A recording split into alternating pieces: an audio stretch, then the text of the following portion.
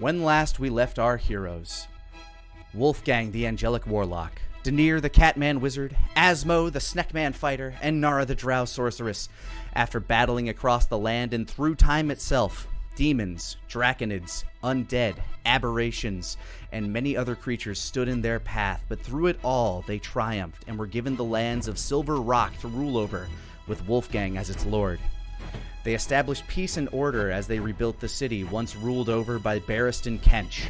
They freed the Duath Loon, a tribe of Duergar beneath the city, from a crazed beholder, brought prosperity back to the people, brought a true priest of death to oversee the graveyard, and established a new stronghold for the Kylum Diaboli. They even opened trade negotiations with Ramses Palto and his kingdom of demonic sorcerers to the north.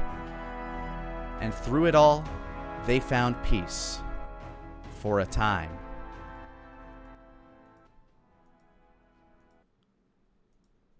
Four years later, we open on the city of Silver Rock. At its center, the Kylum Diaboli stands at the top of its highest spire. There we go. At the top of its highest spire waves the flag, the Connolly family emblem purely in its center, a field of blue and silver with a white halo and outstretched wings shine over the city. The city is prospering. The people are well-fed, healthy. In fact, let's take a look at your little sliders. Ha ha! Oh, dang. Yeah. It's good to see.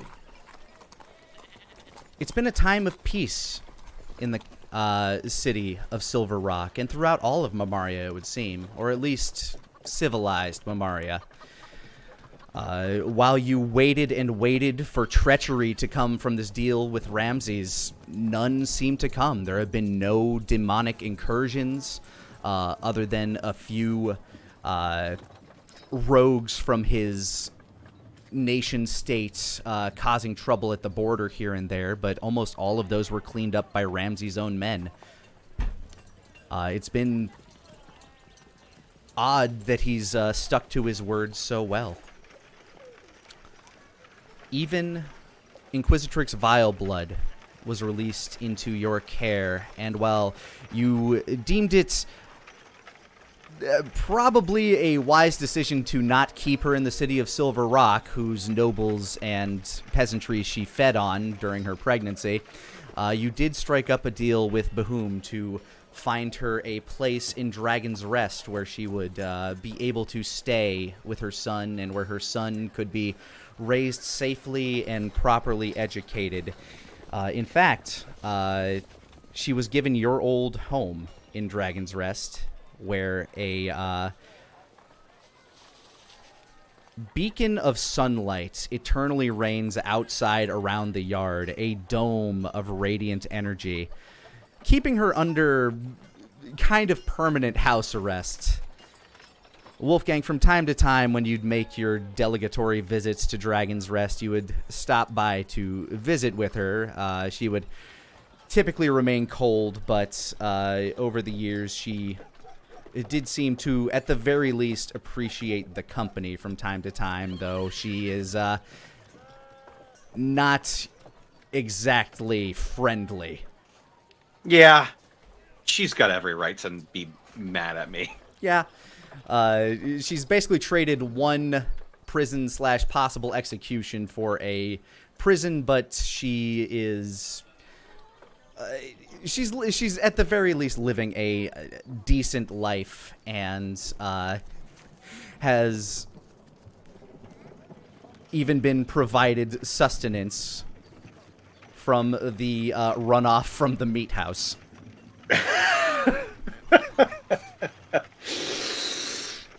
You could classic gilded cage scenario. Pretty much. She lives in almost a literal gilded cage, as the radiant energies outside keep her from even approaching any unshuttered windows at some points.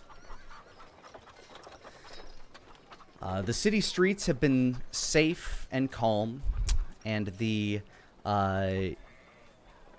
School for Sorcery and Arcane Arts has been doing quite well, although you do note that some of the old guard that, believed in Kench and his ways will oftentimes find a way to vandalize bits and pieces of sorcerer property. There are a lot of people who do in fact still believe sorcerers are second-class citizens, but while they are a very vocal minority, they are a minority. The only reason your gold slider isn't higher, by the way, is just the fact that Flick's really got a good deal from you. Yeah, she got a very she nice made out deal. like a bandit, if you will. She was quite happy to take over as the town's bookkeeper. She hasn't seemed to have swindled you, and everything appears to be in order. There's probably a low-grade amount of swindling happening, but don't want to bite the hand that feeds. One low grade? That's cute. Yeah. One noticeable bit is a kind of a shift in attitudes around the Kylum Diaboli. Pogan is still loyal to the cause of the Kylum, but ever since what happened to Gloria and what happened with her, he has been a bit more combative about certain decisions. Sometimes, it's warranted and he's right. Sometimes he just seems to be questioning for questioning's sake. But Gloria's experience had left her so shifted that she no longer is a paladin of the god of light, but a paladin of the god of death. And she often spends her time doing upkeep in the graveyard, almost as a second-hand worshiper of Mother Death, second only to the guide, who has remained vigilant within the crypts beneath Silver Rock. However, the lands are wonderfully sanctified, if always a little chilly with the touch of the grave around them. There have been no disturbances, no haunts, no bumps in the night coming out of there due to the fact that one who truly worships and appreciates death resides there. All is well in Silver Rock. But off to your west, there's been concerns about the dragon. Asmo, you went about to seek out Wizen. He was an he was the Aarakocra, right? Asmo found himself an agent. Yes. Wizen, was he an Aarakocra or a... he was an Aarakocra, Aarakocra, yes. that you had met in the swamp when you had stumbled upon Wither.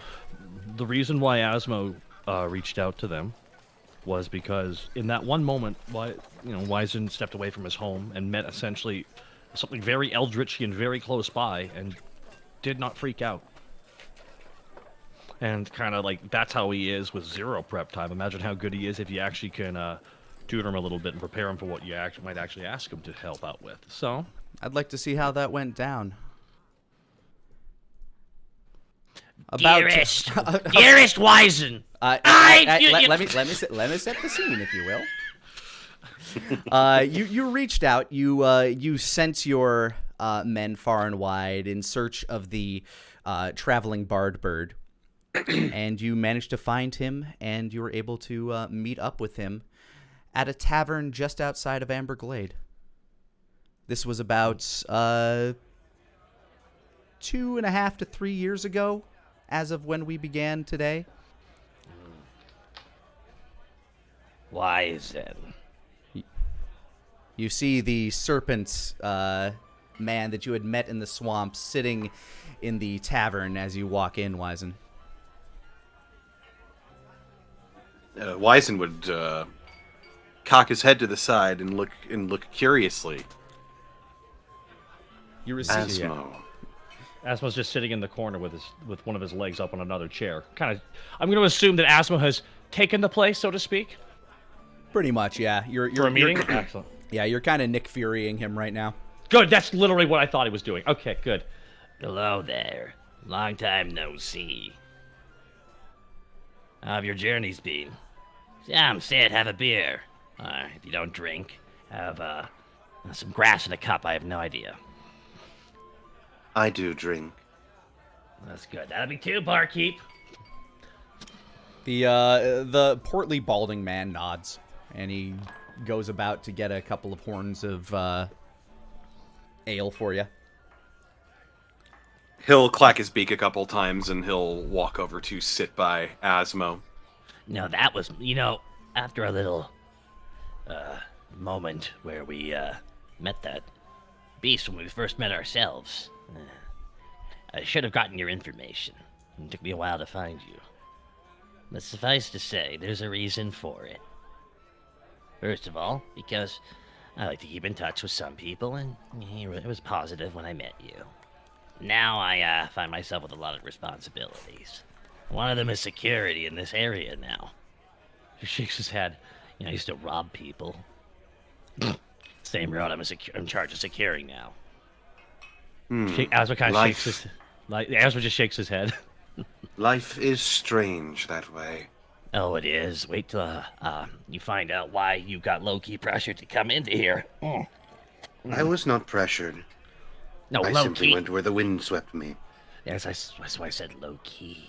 See, this is the ambivalence I remember from you, and you're a little bit cheek-faced, but I can tell that your feathers are a little bit longer now. It sounds like you've met many a kind of people in your journey since then, huh? It has been quite some time since last we met.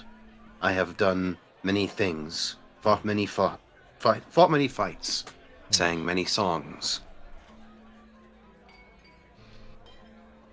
If I asked you to do something that would not be an easy ask and would take a while, I need to know if you can do it, and also, because I'm no fool, I need to know what it would cost me, and therefore Asmo just gestures around while sipping his drink. us. I need somebody who can keep a cool head in a tense moment, and ever since I first met you, I always remembered how even-headed you were considering what you witnessed that day. Young, fresh out of town. You see that? And you handled it okay. I always thought that was impressive. A little bit freaky, actually, all things considered, but, I can appreciate that. What I'm asking you to do is equally intimidating, and for much longer.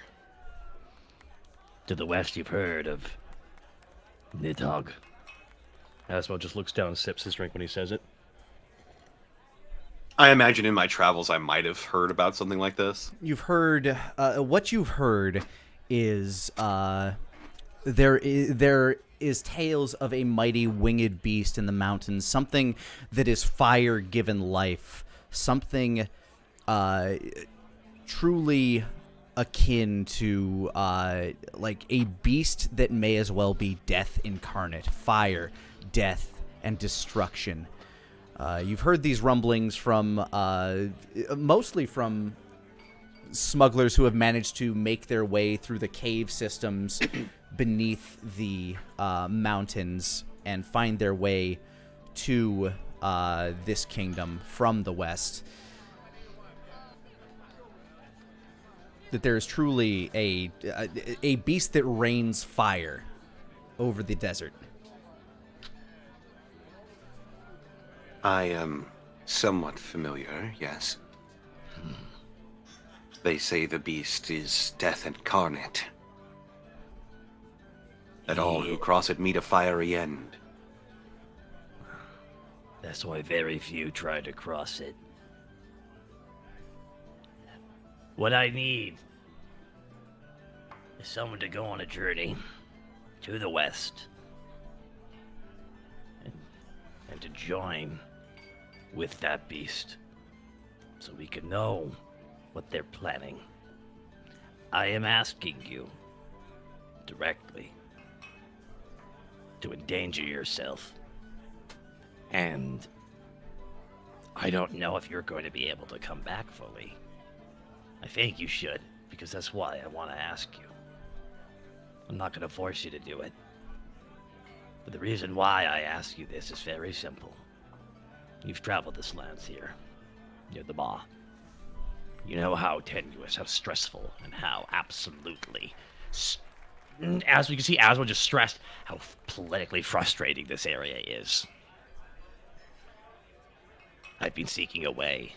We have been seeking a way to know what they are planning. And you being a traveling bard, and you having a cool head about yourself, means that you're the best person I can think of for this kind of task. However, I am no fool, so what will it cost me if you were to even consider the idea? I don't know what I could offer you. Money, I don't know fully how much I can give away, but I have given away a fair amount of Wolfgang's money so far, but it's not an infinite amount of money. Though I act like it. Asmo just sticks out his tongue, clearly as a jest, to try and kill try not let the scene be too tense. Sorry to be as direct as possible here with you without asking the stories of your adventure, Wizen, but I think you can understand and appreciate how busy a guy like me happens to be nowadays. Asmo kind of rolls his eyes. Another, please. Thank you. Barkeep Sorry. nods. I'm guessing Wizen's just been sipping his. Asmo like kind of chugged his. Yeah, he opens his beak and pours some in from time to time. I trust you, Wizen, and I think you trust me decently well enough, even though, given the circumstances, won't be wise to be a bit cautious. At its core, this beast, this force, was not always the way it is.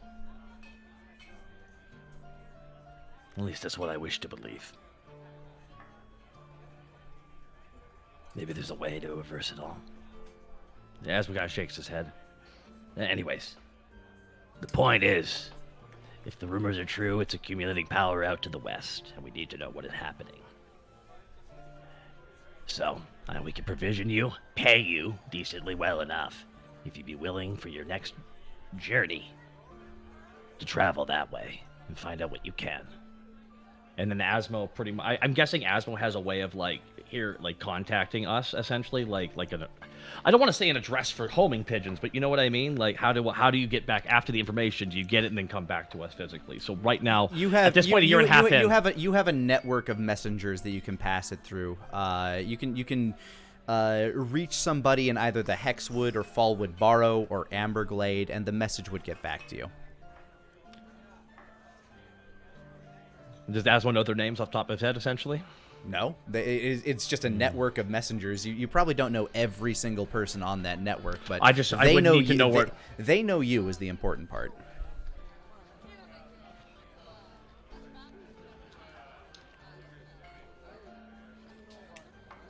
Wizen cocks his head from side to side, thinking for a moment. Pretty much any soldier in these lands would be able to get that information to you, is the thing. I need you to go over there, find out what you can, and leave without anyone really noticing you. And get the information to us as soon as possible. If you can do that,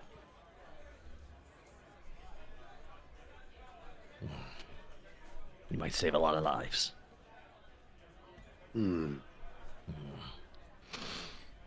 Obviously, this creature affects everybody. Not to bring up where your home is, or anything like that. Admittedly, it affects us. And Asmo gestures to himself. A bit more directly than you. I need to trust you. And I do trust you, so I'll be as honest as I can with you right now. This is high-stakes stuff. I don't know what they can do, what they can see, what they're gathering, what they're doing. But the thought of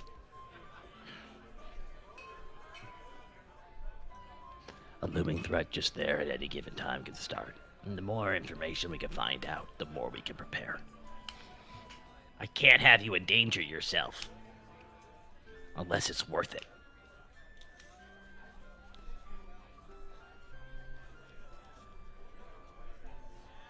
A new and thrilling experience is always worth it.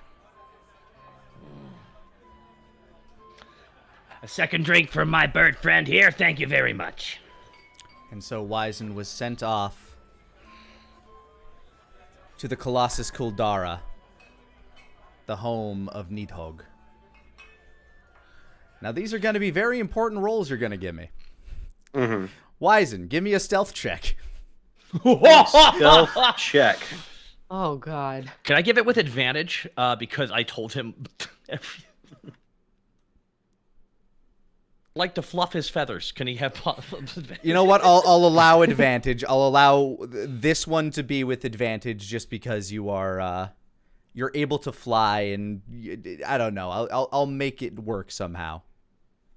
Sure. I appreciate that. Ooh, 21. thank Okay. I'm not killing another one of your characters. Next, I will give you the opportunity. You can either attempt to infiltrate the ranks, which will be a performance check, or you can attempt to simply observe, which will... Oh, I am going to infiltrate their ranks. All right, give me a performance boy. check. No advantage. 23. Ooh, pa. Let's see. The underlings believe you. Give me another performance check to see if you get an audience with Nidhogg. Ooh. 30. Holy shit! Yay! And through supplication and prostration, you are deemed worthy of Nidhogg's services. You find that he is very vain, very proud, and you lean into all of those aspects. So, the information that you were able to learn over the 4 years, Asmo, and information continues to pour in, like, you know, every a couple of weeks or so, you'll get another update. Essentially, all, like, for the most part, at least near the beginning, his primary residency, who were very easy to trick and very easy to sneak past, were mostly fire newts. They worship him like a god, and he loves that shit. Slowly but surely, more lizard folk and various other types have been coming and joining his ranks. Yorick is there, who is currently his second in command, and while he seems to be the only one that is actually able to speak plainly at times to Nidhogg. And you're guessing there's you can ascertain why. But Nidhogg just can't seem to bring himself to harm or wound Yorick. Meanwhile, the body of T-Wig is also still there. It seems to be kind of waning in terms of energy, but it is there. And every now and again, Wyzen believes he sees the shadows move. Something else. There's another being there, usually around T-Wig's body, but it never seems to kind of materialize. Nidhogg seems to be primarily focused to the west, though. From what Wyzen was able to gather, a troop of green-skinned creatures showed up, and one of them seemed to really get under Nidhogg's skin before he died. And Nidhogg took that personally. So he's been raging a conquest against the Greenskins. The Greenskin menace in the Badlands. And Yeah, so for the most part, that entire ordeal has spared the east of Nidhogg's Wrath for now. And that seems to be ongoing as, from what you have been able to gather, the patriarch of the lands, Dogud, is formidable enough to stand against Nidhogg. So every now and again, like, Nidhogg will push forward, but then he'll get pushed back by whenever Dogud is not too lazy to get off his ass and smack him with a big stick. Hey, it's Oi Guy. Oi. So the West for now is safe, but you're still unsure. Like, as long as you keep getting those updates, you're less concerned about Nidhogg turning his eyes to the east so long as nothing out here provokes him. And so far, nothing has. Yay! Yeah. Da-da-da. It's a good spy there, Wyvern. Down below, things have been going all right. Nara, you've been keeping your eye on the cave systems and slowly getting the Duoth Loon to help you construct a quicker way to get lower in order to keep a better eye on the maw. Oh, yeah. But in your... every now and again, you'll make a dip down there with your flying stick, and you'll see that the maw itself is still filled to the brim with these horrible eldritch creatures, these fleshy cow-like beings with mouths that slop up all this muddy muck at the basin of this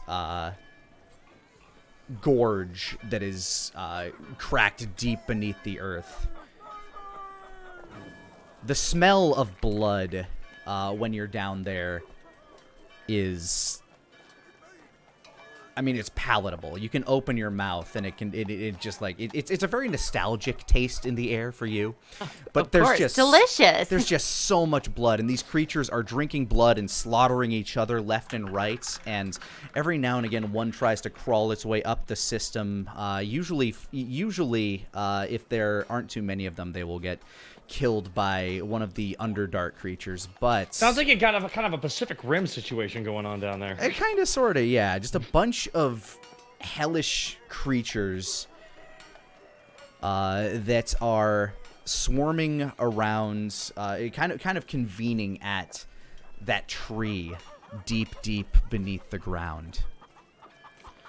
And almost kind of directly across from Silver Rock beneath the city of Bordeaux. Okay. You've also made efforts to reach out to Kage Roshi in your meditations with the guide. You know that in order to better understand death, it is better to understand your own life and its path and its course. And believing that Kage Roshi is your father, you have befriended Talia and tried to get closer, but even she would inform you that it's hard to get in contact with him if he doesn't wish contact, and he has been in seclusion for some time. When asked how long he would remain in seclusion, it's hard to say, because for your kind, 4 years may as well be 4 days. Okay. You've been alive for a century. He's been alive for God knows how much Several. longer than that. Gotcha. But it would seem that there aren't many members of the Deadeyes that know where he is at the moment. Okay. As for your meditations with the guide, what were your primary goals going into your working with him? To better understand death, sure, but is there a specific? Well, since death is in Tenga Muerte, probably like try and get into that meditative state to actually be able to talk to Mother Death rather than like yammering at Tengo Muerte, and then also doing that soul out of body thing that she did at the school. Through your training, and I want you to give me a straight charisma check. Okay, straight charisma. Where did my sheet go? There you are. Straight charisma. Bleep. 20. You have become more in tune with Tango Muerte and that aspect of Mother Death. She seems less distant with you, less frustrated by your presence, and more accepting of the situation as things have become more clear to her, and that what happened to you is not necessarily your fault. Okay. You know that Mother Death feels a deep and longing loneliness and a deep frustration with something in regards to her son. Again, this is more of like an empathic communication mode, so it's not something that is so clear as day to understand. Right. The only way that you could truly commune with her is to pass into her plane, and for the life That of you, requires dying. that is a one-way ticket as far as you are aware. Right. As far as trying that out-of-body meditation, funny enough, working with Denier has actually been a bit better for that. As his dream walking through various forms of research that you and he had done, it's actually something very similar where you are simply trying to make conscious an aspect of you that is simply dormant. In his case, Okay. it was his dreams. In your case, it is your living soul. And while it is a practice that you are still having trouble maintaining, through meditation, you are... what is the spell I am thinking of? I literally had it in my notes, but I guess it got deleted. There's a spell that actually allows you to do out-of-body shit. Does anybody know what it is? off the top of your Astral head? projection. Astral projection. What level is that one? 8th? Oh, I think- dang! It's a pretty high level spell, yeah. It is. So yeah, you know that... Oh shit, that's a 9th level spell in Necromancy. Holy shit. Ooh. Did I learn it, though? You're trying to. Ha, you're sure fucking trying. Oh, man! It is something that Solomon would very easily be able to cast on you. In fact, he has multiple times, which is It's why you true. know how it works. But no, you unfortunately do not have access to said spell yourself.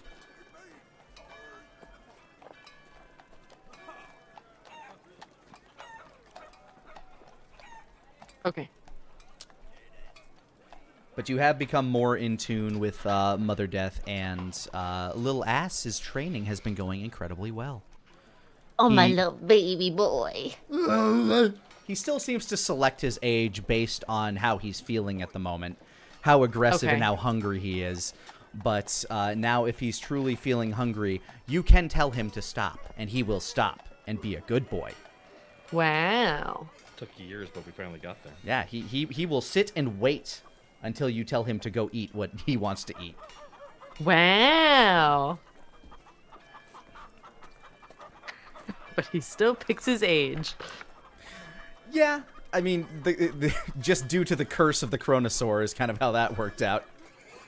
He was turned into an egg. He's still technically only 4 years old. That's true. Denier, the school has been thriving. Every now and again, you have to work with Asmo to deal with a hate crime that's happened to one of your sorceress arcane innate students, but for the most part, they are protected, they feel safe, and they are learning.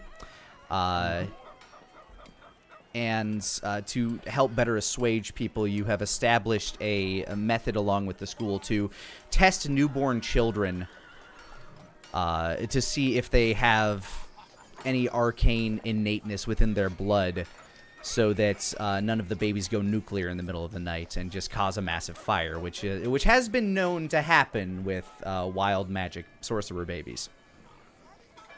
Have I been able to detect any other kind of sorcerers other than wild magic or dragon-blooded sorcerers?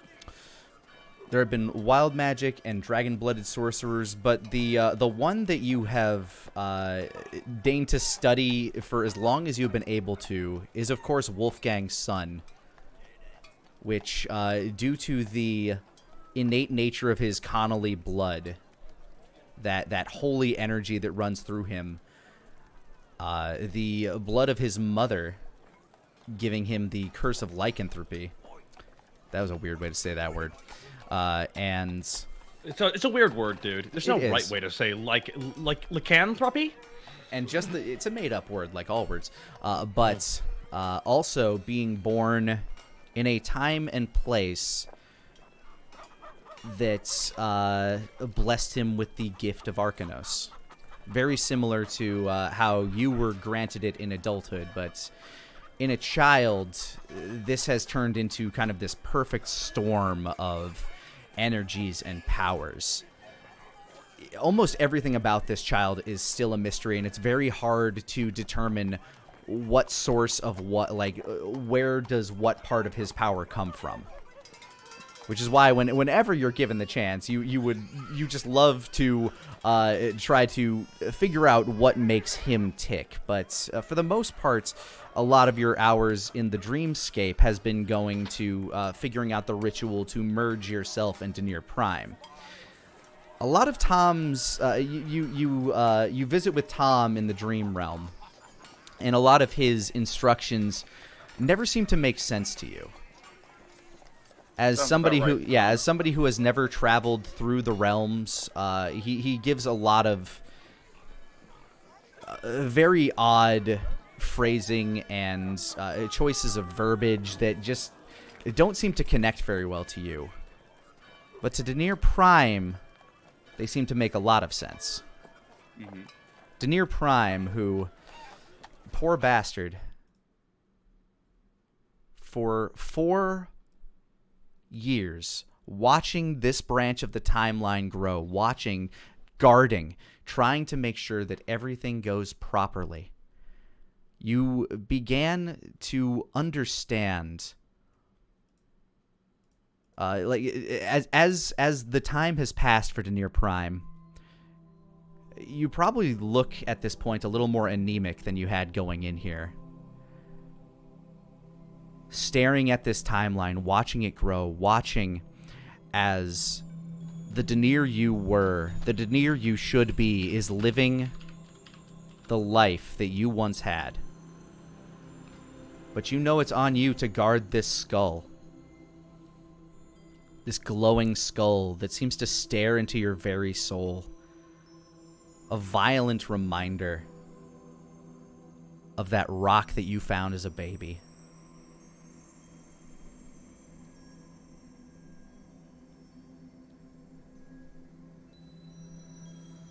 Every now and again you feel alone. You almost feel at peace for a moment as you watch yourself go through your day. Almost feel like you can imagine yourself being where the Dreamwalker Denier is. And that's when the voice comes.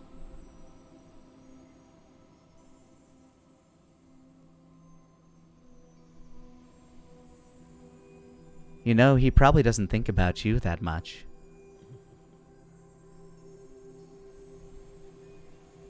Doesn't matter what he thinks or what he doesn't think. The only thing that matters is that they're taken care of. And who's taking care of you? Your friends left you here. Even the mighty Arcanos left you here. You're alone, Denier. Slowly that almost malnourished skull of a feline looks over this overly long smile beginning to appear. Almost a Cheshire-like smile. Oh, I'm never alone. Because you have me. The skull seems to echo through your brain. You always did say I was your favorite, right?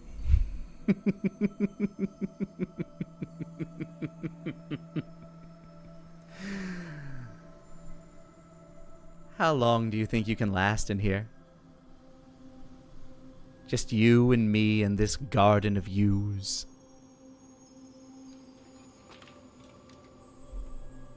Seems like a fun little challenge, isn't it?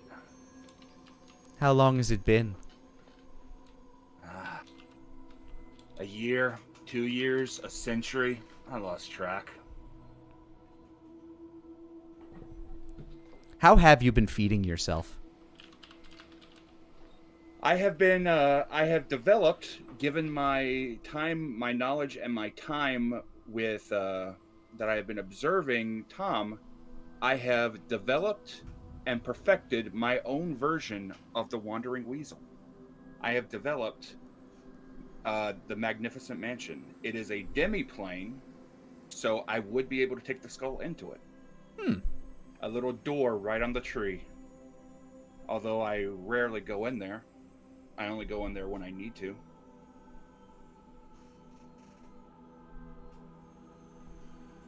In order to feed. Correct. I don't want to risk being able to... I don't want to risk my other half seeing me straight up in there. I can only act as an echo to him.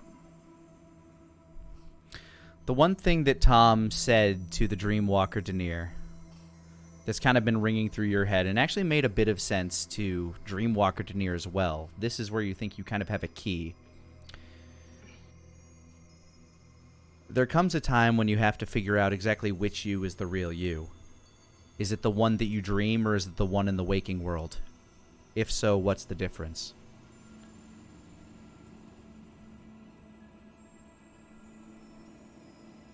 You've had plenty of time to meditate on that. Dreamwalker Denier has had less time to meditate on that. Mm-hmm. In fact, he seems less concerned with merging with you than he does about making sure everything in Silver Rock is running. And Somnim Vagus is of a completely different mind. He believes that the dream version of him is the true him. And that's what struck a chord. Mm-hmm. Do you have Dream of the Blue Veil? That spell that allows you to travel between realms? I sure do. Through That's that, you've been able to step in and out of the dream realm, even with the skull. You found yourself to no longer need sleep. Because as long as you're in the dreaming, you are sleeping.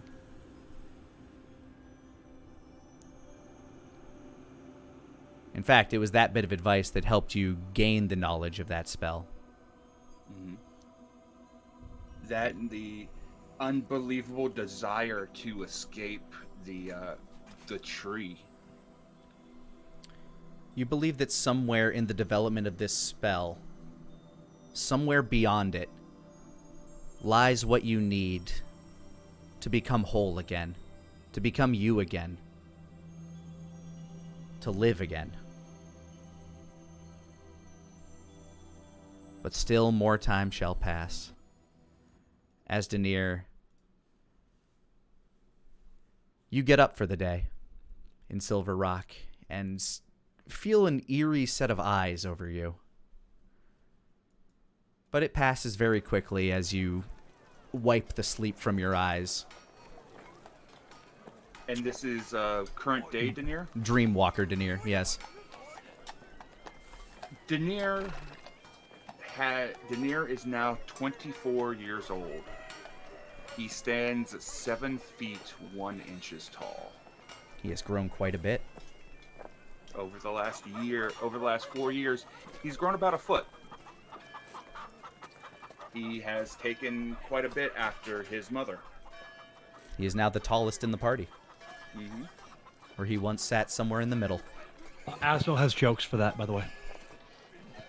I bet he does. Of course he does. You wake up and you begin your day. Wolfgang, you've been up for a little bit. Another day of meetings and making sure everything in the city is running just fine. At present, yeah, like the chart says, everything is going very swimmingly. In fact, you're informed that not only are you doing well in terms of agriculture and health, but your finances have actually eclipsed that of Dragon's Rest. Due to I want to believe that dwarven play was a good one.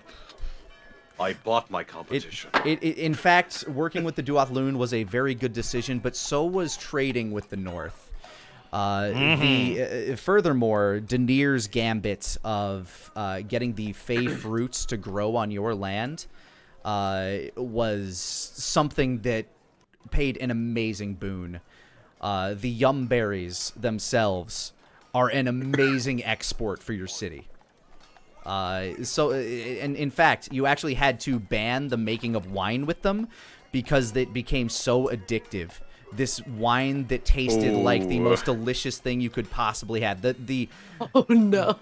It became an actual epidemic in your city for a while before its banning. And now Asmo actually has to spend a bit of resources tracking down anybody that makes it illegally because it is just so fucking addictive. It is a booze that does not taste like booze, but it tastes like whatever you find the most delicious at that moment. That is scary. That's dangerous. Scary. And yes, I see. I don't even have chat open right now, and I already know someone said the C word. How dare you? How dare you, chat? It is something like while not obviously not all wine is illegal. Those found with yumberry wine have it immediately confiscated, and you have to dispose of it because it is a very dangerous thing to have. Those found manufacturing it are thrown in jail and fined heavily, and their stills are destroyed, and they are given no license to produce liquor. Very bad. Every now and again, when Tom comes to the city, he still leaves with a couple of barrels, though. I can't believe all these people broke the law when we told them that they couldn't do something. I'm shocked. Shocked, I say. Why don't I believe that? I'm not that shocked.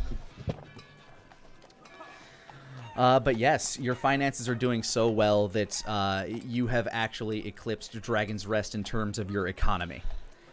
So much so that the lands of Silver Rock are almost seen not so much as part of Dragon's Rest Kingdom as the Kingdom of the Eternal Flame, but these are many of the common folk now refer to these lands as the Silver Lands or the Connolly Lands. So while you still bend the knee to the king, it's clear that you're now, politically speaking, on much more of an even keel. He chuckles a little bit every time he does it. It's like, yeah, right.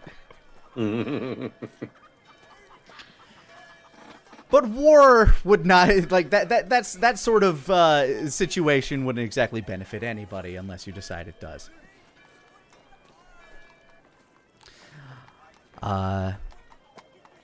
Yeah.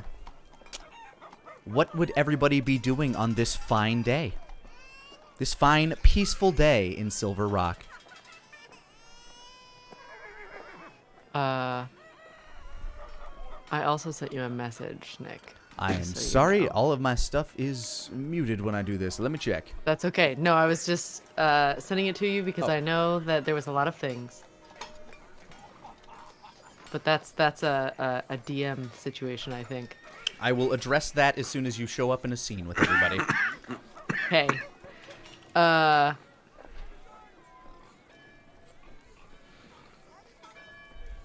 Would everybody desire to meet up somewhere, or is there just particular daily business you would be going about? Daily business, I think, at this point. At the very Yeah, beginning, probably. I imagine daily business, but I imagine that we'd meet up at some point to at least discuss what's going on. Yeah. I'm assuming we have a weekly huddle. Yes, a weekly up for lunch. A weekly lunch meeting at Loxley's Tavern.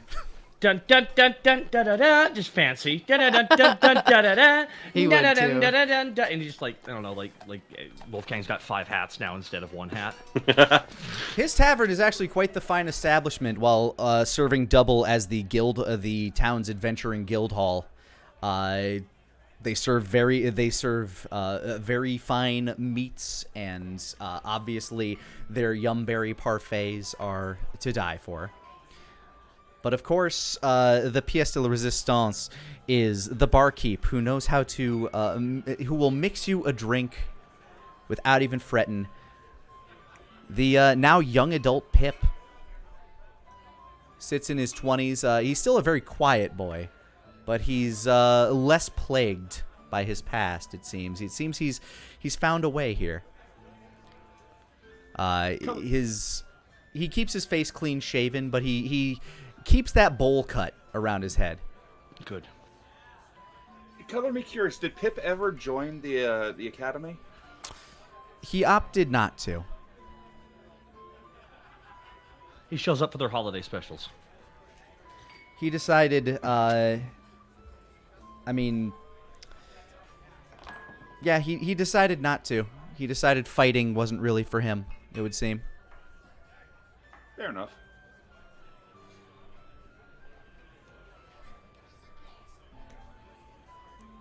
The vengeance that you guys took for him, obviously there's still a weird relationship there, just due to how that whole situation went down, but he for the most part has gotten past it, and always greets you with a smile as you walk in, the smile that only he can give. Oh. Hello, Pip.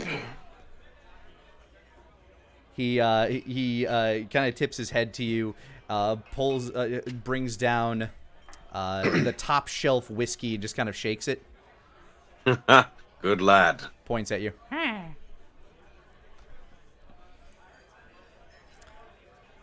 So Wolfgang's the first to arrive at the tavern. After his daily meeting about the finances of the city. Always bloody left waiting. Who would be the second to arrive?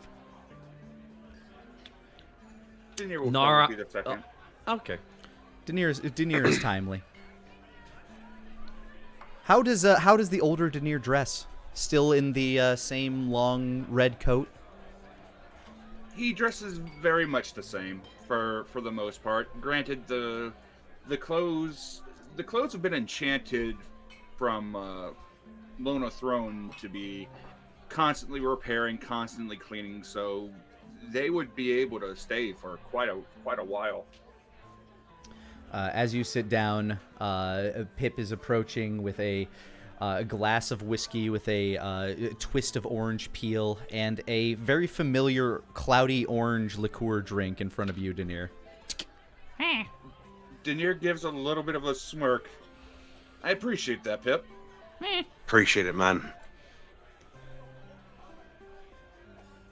He sets it down and walks off. How's the day, Denier? Things are going fairly well. School's going well. The harvests are coming along very nicely. And I've got a few projects up and on the back burner. Good. Great. How about yourself? Things have been going quite well. Just a couple of years ago, I was not really sure about my whole status with the town. Now, look. You are highly respected amongst its populace. Never would have bloody thought. Feels like just a couple months ago we were trying to negotiate and calm down, a potential coup, and here we are. Peace. Real peace. It doesn't feel real. I told you I don't need to change my pants. Okay, I don't change them. No, you should change. I don't know what you're talking about. You need to be doing it more, asshole. I came from work, okay? I had Well, work, it's and I had not to my deal- fault. Pip, You're the- Pip rolls his eyes and starts working on 2 more drinks. Sounds like the loving couple are here. So Ah! we've seen- Asshole opens the door. Ah, look, the married couple are here. Aw, aren't they cute? Mm-hmm. Yeah, you have to watch out for the other one. They're quite large. Asmo sits down, slaps De Niro in the back. I said, "Go in there, big boy." He just gives a nice big grin. Oh, things are going well. I've been coming up with some things that I think that you're going to be very interested with.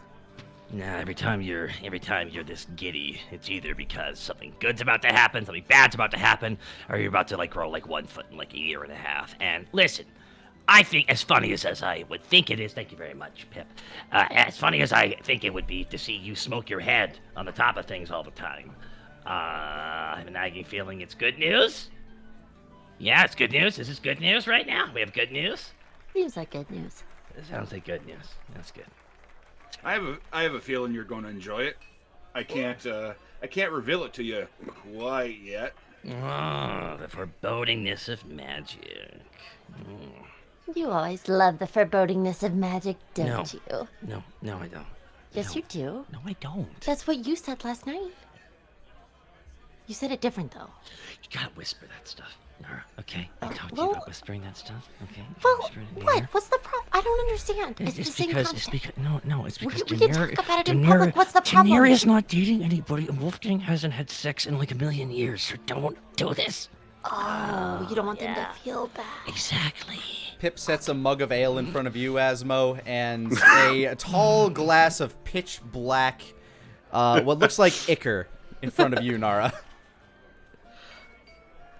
I'm assuming this is what she normally drinks. It is one of the things that you have come to enjoy the most. It's it tastes very anise, but it has a irony back taste, which Oh God. Delicious. Immediately starts throwing it back. My favorite flavor, bloody licorice.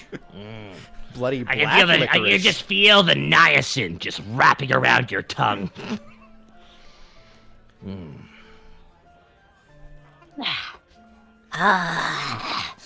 Good as ever, Pip.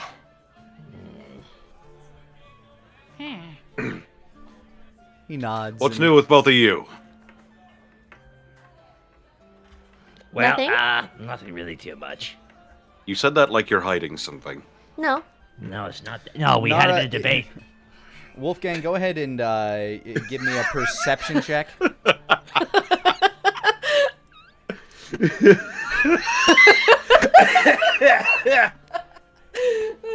God, we're all having a great time at my expense. This is good. Perception check. Yep. Here we go. 18. Nara is like it appears as though she has yet another piece of sapphire jewelry on. She's been adding to her collection month by month for a while now. And now on her pinky she has yet another ring. I see we're taking advantage of the financial well-being of the city to What? purchase some more jewelry. Wolfgang, I would never. As she like flaps a hand in front of him, the sapphires just glitter and glisten in front of him. Yeah, It's not like it matters much to me, honestly. You do with your money whatever you want to do. Oh, I'm not. It's just weird that you're being so secretive about it. I don't care I'm not where. spending any city money on it. We're I not would never doing do it. that. Okay, if you want to know what the debate was about, it's because we were on our way to the meeting because we both slept in, or at least I slept in because she doesn't sleep. And I just grabbed my pants I wore yesterday because I threw them on halfway through the day and they smell fine. Well- So I put them. I'm not putting on new pants every time I go out. We're wasting time. Okay, it's just a waste of time. We have to go meeting. I wear the and- same outfit every day. Why I know, do but you you think I would care about it? you can just gesture with your hands and you're just in the outfit. Ah, my favorite customers! Comes a voice from the up the stairs on what looks to be like a overlook, and you see Loxley as he like opens his arms wide, looking down at you, smiling, wandering down. He joins you at the table. As he like walks up to the side, he like kind of like cups an arm around Wolfgang's shoulder and pats Asmo on his other shoulder. How have you been? Feel like it's been a week. It really feels like it's been only a couple. Asmo says, comedically looking at the camera. Like something right, like Gene Wilder would just look right at the camera. Mid-take. Wolfgang gives him what might be mistaken for a smile. Hello, Loxley. How's business? It's going quite swimmingly. I mean, you should know you're on the take of it after all.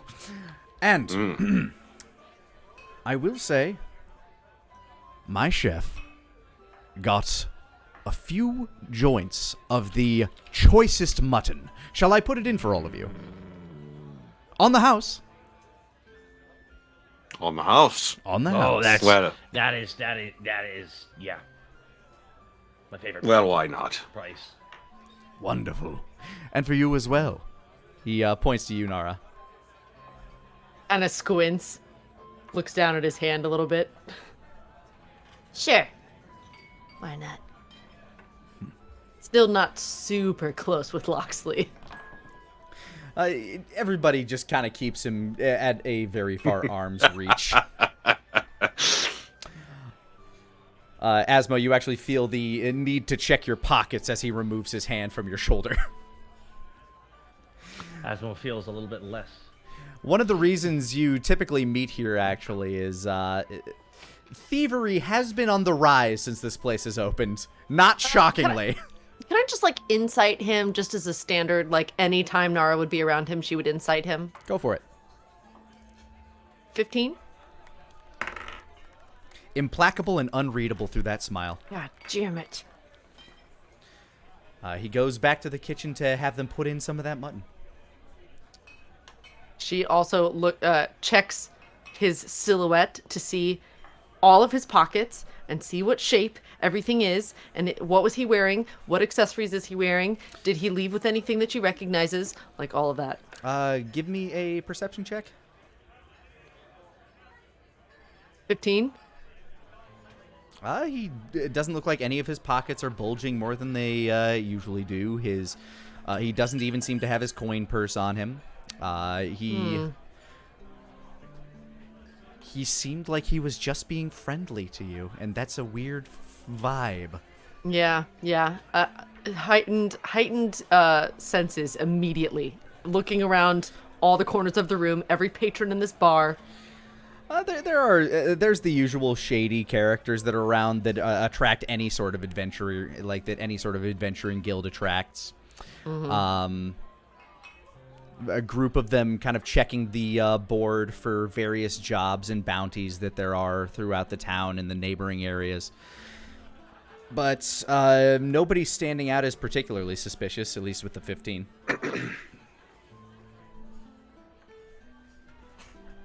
Oh, you don't see anyone. God damn it! I knew that was coming. There is a person who is approaching you from the doorway, though. Owl Arakakra, who, Wolfgang, you recognize as Professor Kreutz, one of Elliot's instructors. He seems very ruffled. He's kind of like brushing down his front as he approaches in a very prim and proper manner, but noticeably rushed. Lord Connolly, if a pleasure. I hope I'm not interrupting anything. Professor Kreutz, is there something wrong? It seems young Elliot has skipped out on his lessons again, and I am not quite sure where I might... I was wondering if you knew where he was as his parent. Is there... I'm assuming by the language he's done this before. Elliot has become a bit of an adventure nut. Always been entranced by whatever stories you tell him, and for as long as he has been able to tout full coherent sentences, he's asked you to teach him how to wield a sword. To which you've not yet acquiesced, as he is currently only 6 years old. Hey, Nick. Yes. Can Nara have been teaching him in secret on the side, though? Pretty please. That is absolutely something Nara would do. Yeah, she already started when he was 3, so... It's something Asmo might do as well. Yeah. Especially if Nara is teaching an Asmo Kot, which he almost certainly would. Yeah, he for sure. I feel like Asmo is just going to turn into my dad. I don't know why. Can I roll to see, like, how well I've taught him? In the last 4 years, secretly? Nick, the guy playing the character, I don't know if I should allow this. In terms of sword play, I don't know how good Nara actually is at wielding a sword. So go ahead and give me a dexterity check. Right. I didn't say she was good. I just said how well. Oh, I know. 18! Hey! You are better than average. Right. And along with Asmo, I don't want to ask if you would teach him with... Asmo, would you be the responsible person in the room and make him use a wooden sword? Nope. No? Okay. No. Well, I think by the... Not at first he wouldn't. After that he would. What probably happens is that Nara started teaching him with a blade because they were playing, what was Hold the the game? knife. Hold the knife. So she Knifey gave him a holding. straight up blade from the get-go. Asmo saw them, was teaching him for a while, probably got like a tiny cut, and then he was like, oh fuck, oh wait, why are we doing this with a wooden one? And then switched. All right, let me take a look and see what teaching somebody a skill would be. Connor's just like, what the fuck, guy? He sees the cut. Wolfgang shows up to your house one night, gun drawn. The beautiful part about Elliot is, and I'll get to this in a moment. Hold on. This would be... Let's see. It would be a combination of performance. Wait, no, it'd be a combination of. Give me a persuasion check, Nara. Okay. An animal handling check. I love for it. teaching a young child. Love it. Okay. Persuasion is 18. Okay. Ooh, okay. Animal handling, 9. He's a bit rambunctious and wild. That's why she's gotten stabbed a few times. And since Asmo almost certainly would have caught in on this, I want you to give me either Asmo or Nara give me acrobatics with advantage. Asmo, please.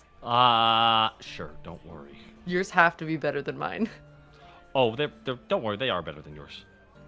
Thank you? No, no worries. Acrobatics with advantage, Asmo.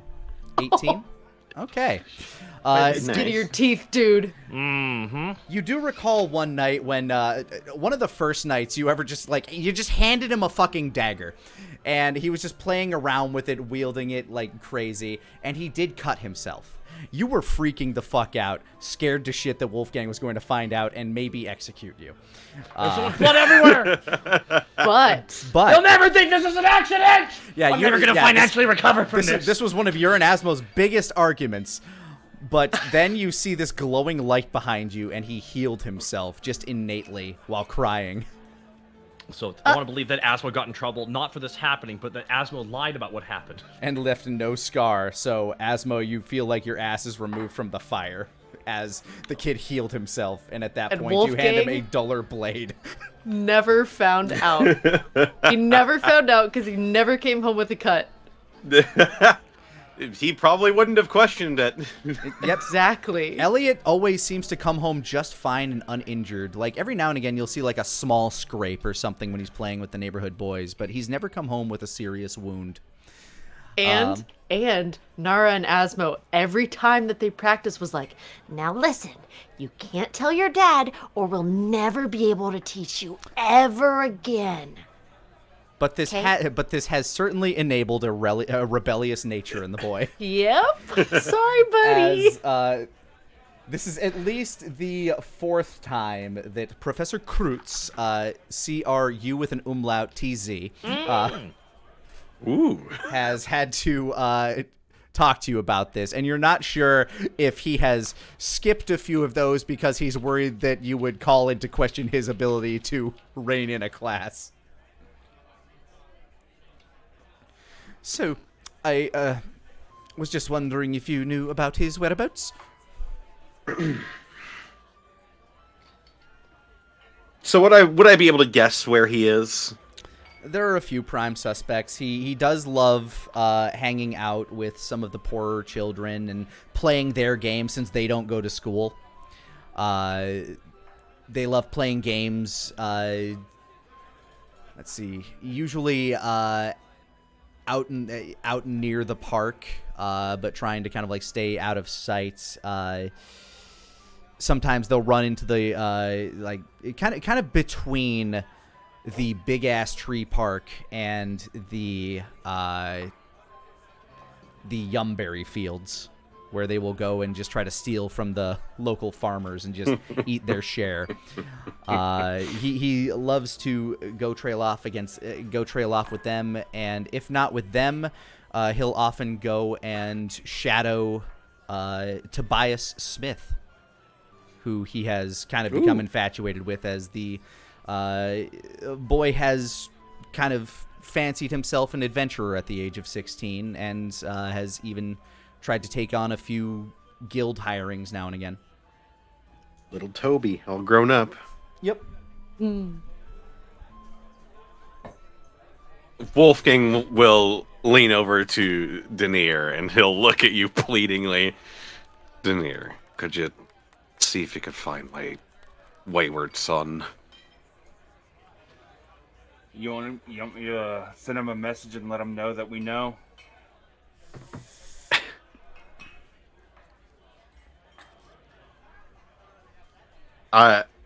If you could like scry on him, that would be good too. But yeah, if That'll work. message. This is going to be very interesting. Let me pull up the rules for Scry. Because he's going to have to make himself a save, and since I know him very familiar, he gets a penalty. You know, this has been very hit or miss for you in the past in terms of like when his powers tend to flare up, but it's always a good first shot. Elliot accidentally uses a legendary resistance. Yeah. So I'm going to go ahead and I'm going to pull out the crystal ball. I'm going to cast Scry, and given that he is familiar to me, he gets a -5 to his roll. So he needs to basically get a 23 on I believe it's a wisdom save. Yeah, go ahead and just roll out the spell slot, or the spell. All right, so it's a DC 17, and he has a -5. Correct. And he's a level 0 character with... But he does have stats. If I have gotten any part of his body, like a bit of hair or what have you, that's an additional -10. Well, Wolfgang, would you have provided a sample of Elliot so that Denier could better track him? After the second time, yes. I firmly believe that Wolfgang would AirTag his child. I think he would. Not a helicopter parent, but you know. If you need to find a boy, you gotta find him, damn it. Listen, all I'm going to say is I got an app for that, okay? Denier will make sure that it's hair and Yeah, not it's a lock of hair. The third time. Fool me once, shame on me. Fool me twice. Fuck. Fooled me 3 times. I'm getting me wizard to find you. That's it. That's it. I'm getting the High Arcanist of the land to get you. All right, Denier, as you whip the crystal ball out into the middle of the table as the joints of mutton are placed in front of you. You kind of brush yours to the side and plop down the crystal ball. The mutton smells amazing, by the way. He weren't lying. You cast Scrying, and the image begins to clarify. You see trees and hills. You start to kind of scroll through the outskirts of the town. Let's see, where on the map would this be? Kind of just on the western outskirts where the trees are starting to regrow. Nara, this is beyond. This is slightly beyond your favorite new hole that you've dug. Cool. Yeah. Sorry, trying to paint the scene for you. As you see rolling trees, you see a sight begin to.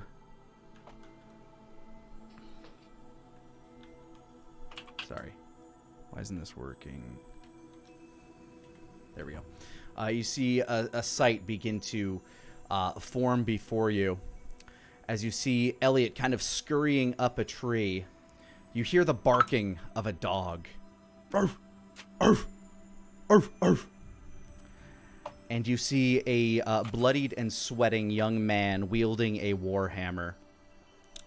In front, a bloodied and sweating young man with a warhammer, wielding it to attack in front of a mighty ogre.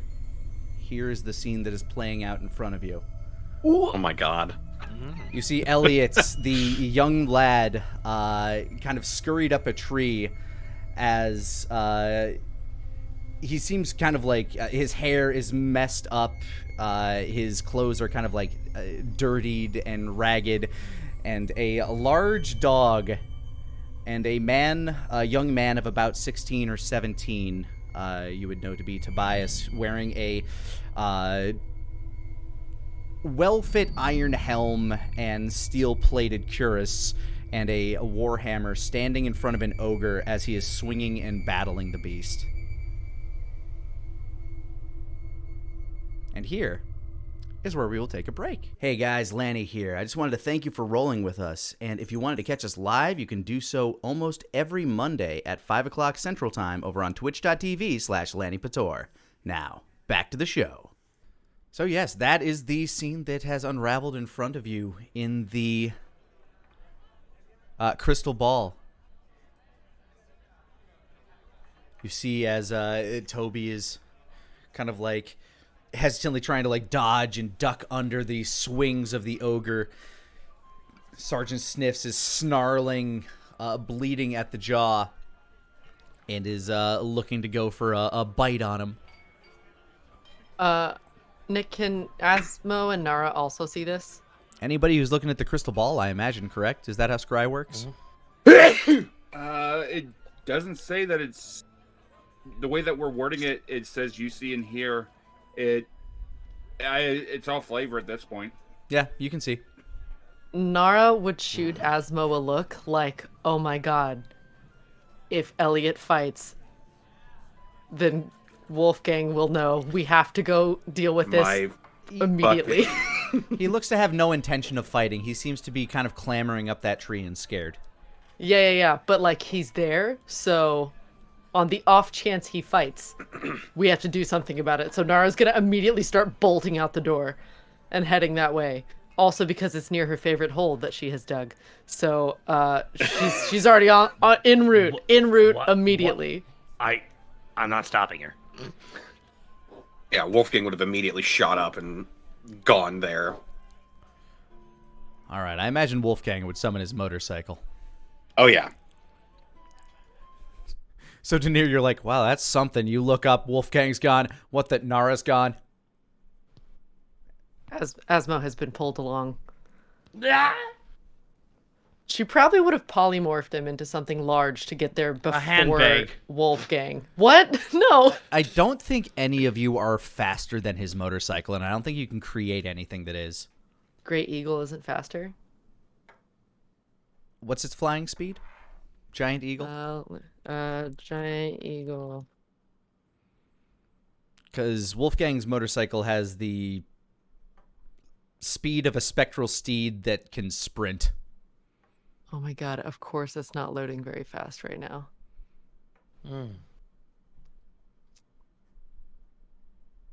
Wow, still loading. Anybody else want to search real quick? Checking. Flying is 80 feet. Mm. And the motorcycle was what again? Wolfgang, you have the 100. stats on that, right? Yeah, it's 100. Damn it. But airborne doesn't have to go through obstacles. Ground-based travel would. That's true. You would be able to do it in a straight line. So, if that's the case, Wolfgang, I imagine you, like, jump out and immediately just, like, summon the motorcycle as you're jumping onto the street. Yeah? Oh, you there, Connor? Oh, I muted myself. Sorry. Oh. Yeah, I mean, if it's got the same stats of a spectral steed, then it can go 13 miles an hour. It probably goes faster than that, if I'm gonna be honest. Well, there you go. It probably goes upwards of 50 to 60 miles an hour. So it's a very fast vehicle for the time. So you jump out of the bar and immediately just kind of like throw the chain to the side as the handlebar forms in your hands, and then you're sitting on it, and you just start gunning it through the streets, trying to make it down to the back of town. Oh yeah. Meanwhile, Nara, you transform Asmo into a giant eagle. He would be so used to knowing what's coming at this point that I feel like Asmo probably would have like jumped at the same time Nara does, and immediately just like she grabs on and they take off. Denier, Pip walks up to you, and just kind of like points like gives you a card. Put it on your tab? Question mark. I mean, he said the mutton was on the house and all that. Denier's stuffing his thing away. He'll put some gold down for the Drinks. for the drinks. Dang. Yeah. I still have gold. Pip nods. I grab all 4 pieces of mutton and I stuff them into my bag. They're quite good. Wolfgang, give me an acrobatics check real quick while you're driving.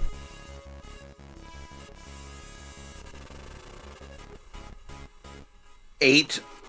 It's kind of a crowded day, so you're having to like kind of like eschew people aside. You're getting a good speed, but it like you're getting a good burst, but it's kind of hard to work your way through like the crowds of the streets. Eventually people do just start to kind of like get out of your way. But a lot of people are like, oh, is that the Lord of the... Whoa! Vroom! You narrowly avoid hitting a few people every now and again. Yeah, I'm gonna make sure I don't kill anybody on my way there. Yeah. I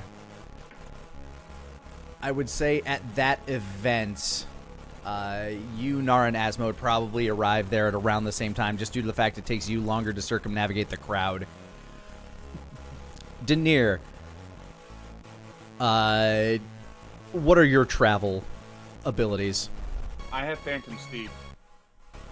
It would have taken me potentially a minute to cast it, but I would be short after them. All right. And I'm going to roll a few rounds of combat while you guys travel, because it'll still take you the better part of like 5 to 10 minutes to get there. So pardon me while I hide this map from you.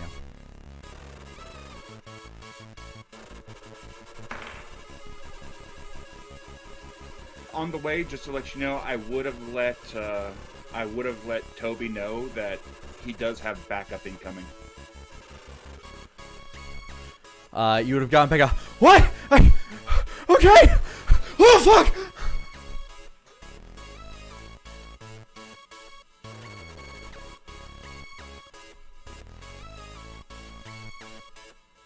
All right.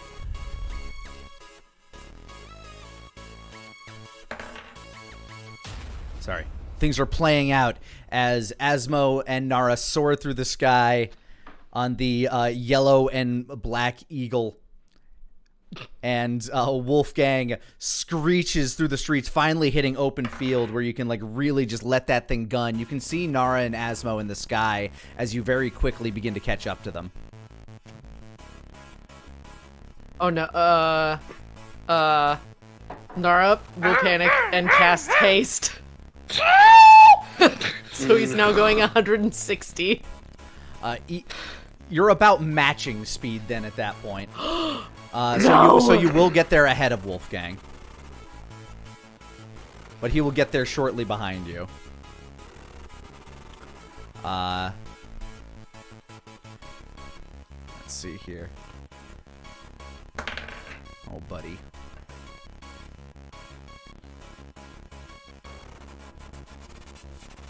By the time you arrive, you get there to this site. And at that point, I want Wolfgang, Asmo, and Nara to roll me initiative. As you see, as you approach, the dog is bloodied and slumped on the ground. Toby is kind of on his last legs. Oh. Sergeant Sniffs, no. The ogre seems to have like a bunch of bruises and contusions all over its body. And young Elliot is just, go away! He's throwing rocks at it from the tree, and now Elliot has the eye of the beast. So everybody go ahead and give me a initiative roll. Oh, nat 20, 22. Also I a had 22, but not a natural 20. Sorry, I had to reboot my my system here. Sorry, it didn't let me move the map at all. And in 11. Asmo, as usual, coming out of polymorph and haste, you're kind of dizzied. Okay. Actually, hold on. How long does haste last? I believe it Not was. super long. Like a minute. If it's Yeah, a a minute. minute, then Asmo would have gotten fatigued before you got here. Oh no. no!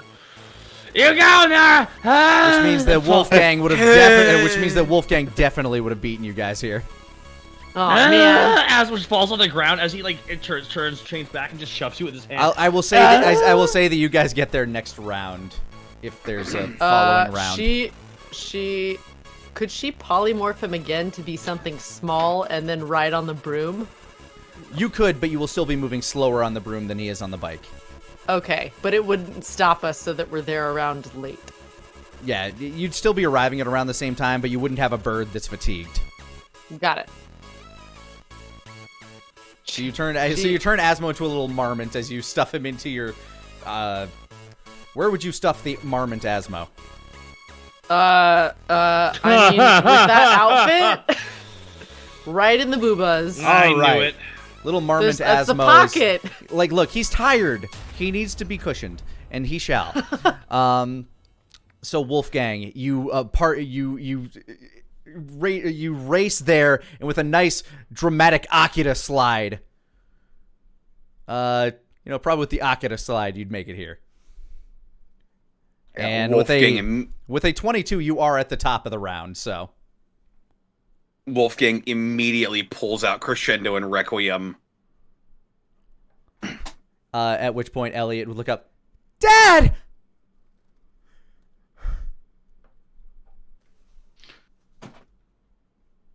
He doesn't say anything. He simply lowers his head and looks up at this ogre the Wolfgang of old flashing in his expression now. And I am going to The ogre run up to this. The ogre turns to look at the very loud distraction that just showed up.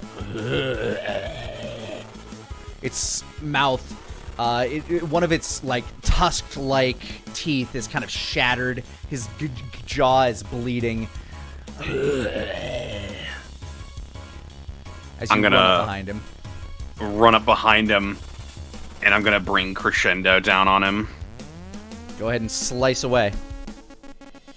Would I be flanking with Toby at this point? Technically, yes, as you're at the top of the round.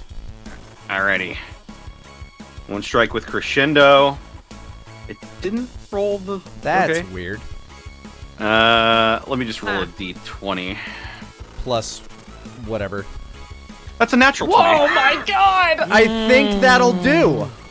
So 12. Okay, what of that is the? What of that is the dice? It's not. What?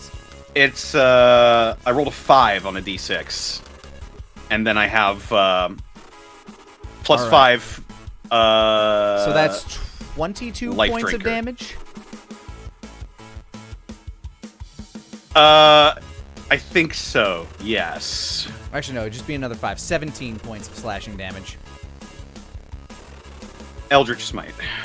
All right, and this is going very Sentai very quick, but go for it. Eldritch Smite. This feels familiar.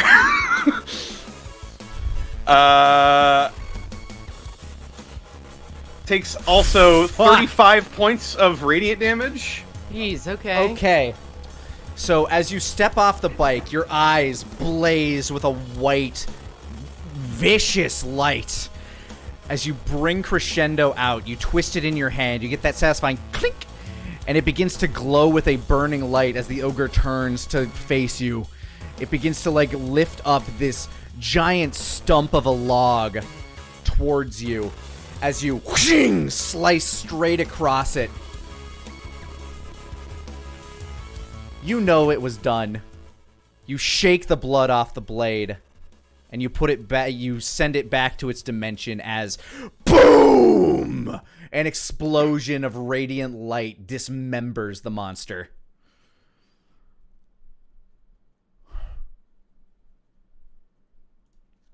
It's obliterated.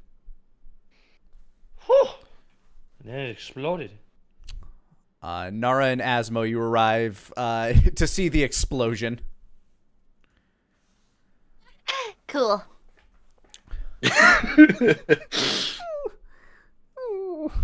Oh shit. The dog Sergeant sniffs. The dog kind of like wanders over to you. Hey, boy. I'll kneel down and I'll pet him a little bit, and as I do, I will use my healing hands to heal Sergeant Stiffs for 12 points. Bringing the dog back up to over half.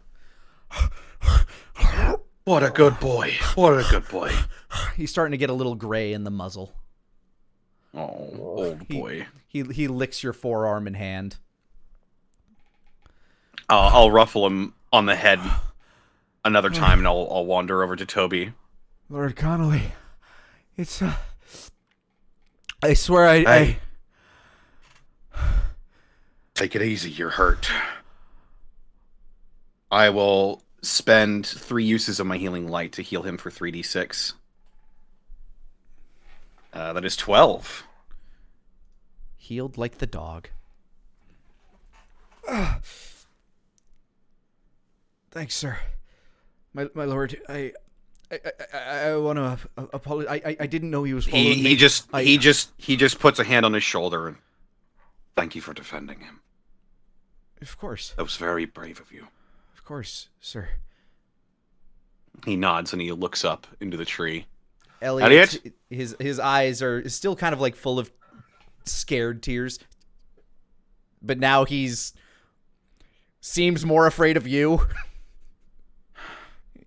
Yeah. Come on down, pup. He starts to slowly, timidly climb down the tree.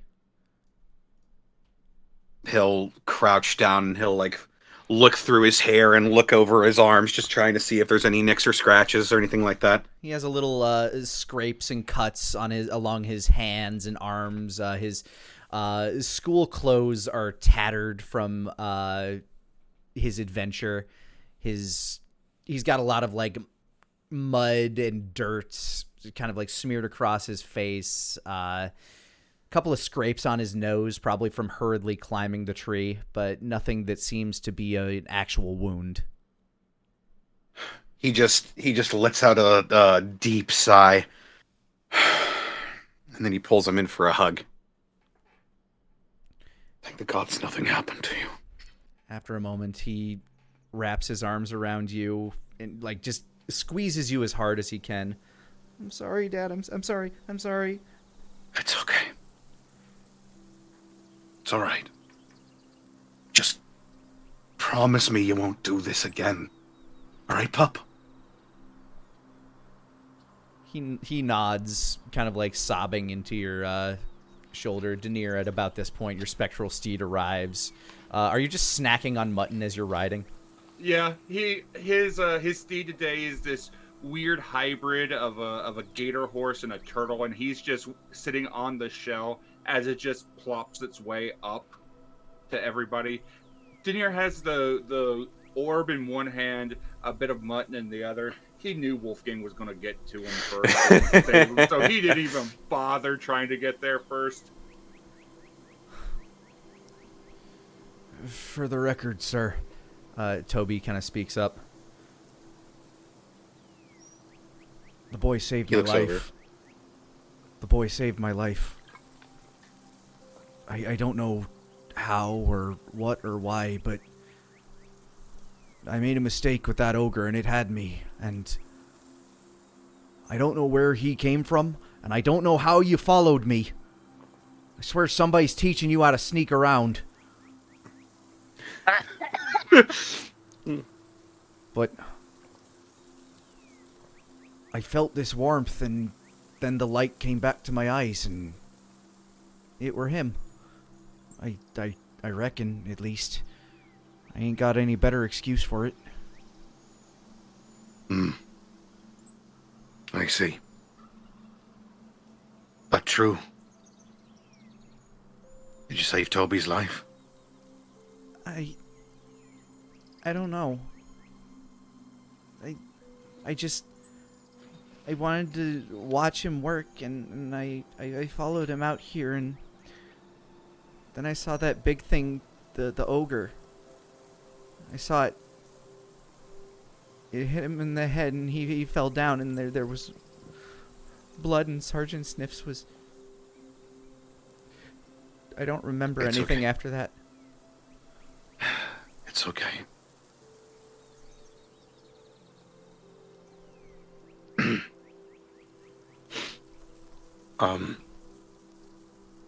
Toby, maybe it's best you go on home for the day. Aye, sir. Guess I bit off a little more than I could chew with this one. It's all right. Come on, Sniffs. Let's go home. Here they got mutton at the guild today. And he begins wandering back. Oh, hey! As Sergeant Sniffs wanders by. Yeah, he takes a keen interest in you. Yeah, Denier tears off some of the mutton and tosses it over to him. The massive dog just kind of like leaps up and scarfs it down in an instant, and then he walks over and starts sniffing at you. Well, actually, no. I guess Asmo's still is still a marmot, or did you turn him back? I don't know if she would have remembered, and I don't know if Asmo All would right, have reminded him.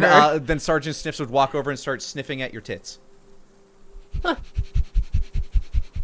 What? Oh, oops. So like pulls Marmot Asmo tail out between two fingies.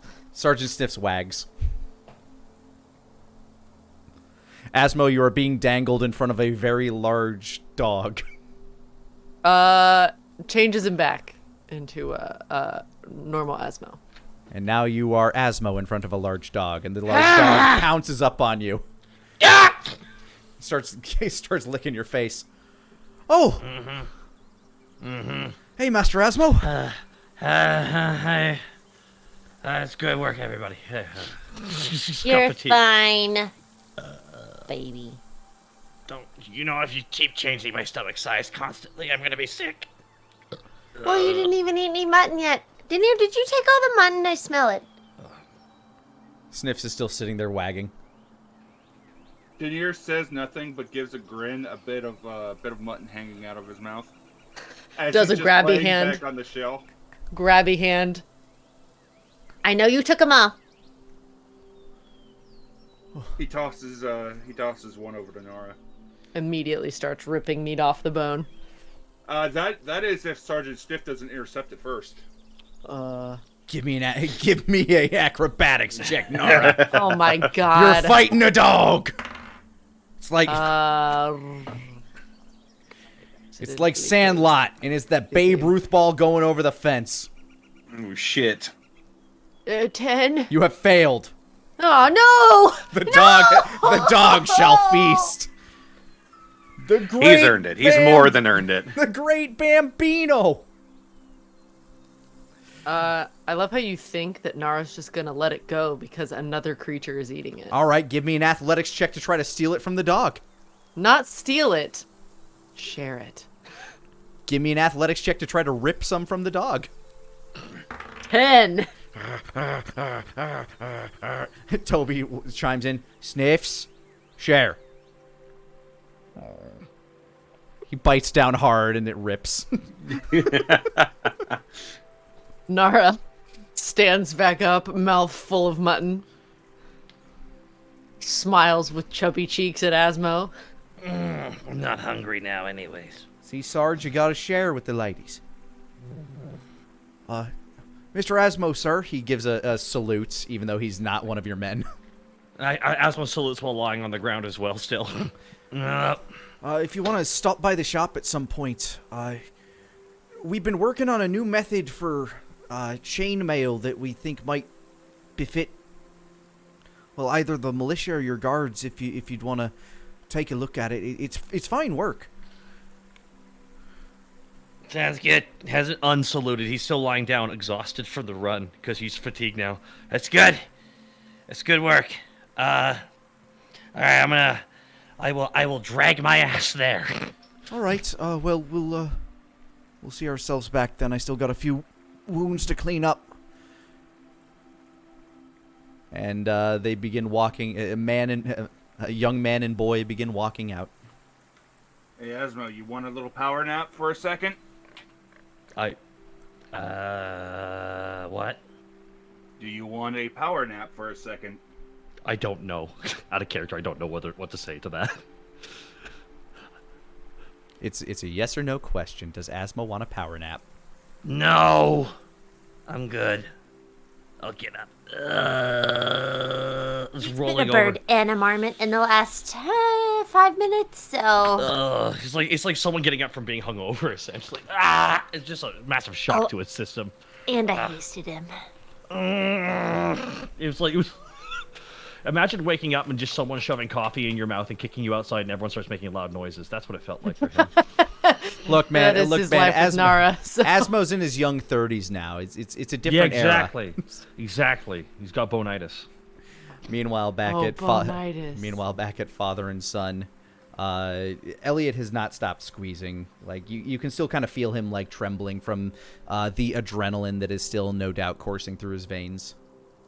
Yeah, I'll lift him off the ground and I'll just carry him back over to the rest of the group. He's much heavier than he used to be. He's coming. 21. He's coming up on 100 pounds now.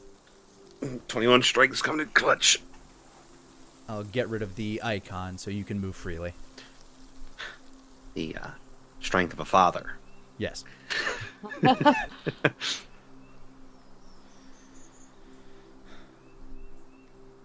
Oh, hey! Look at you. Happy family!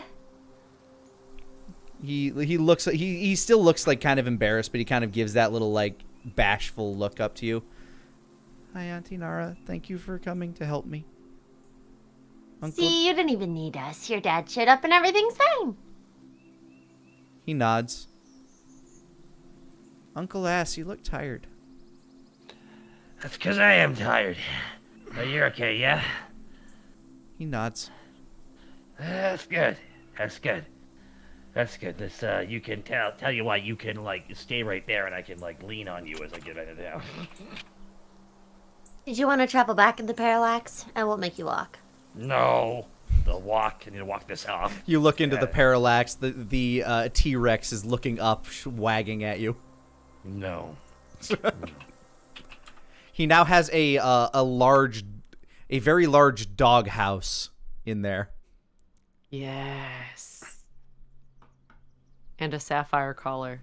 Yep, he has a sapphire on his collar. A very large sapphire rock on an elastic collar.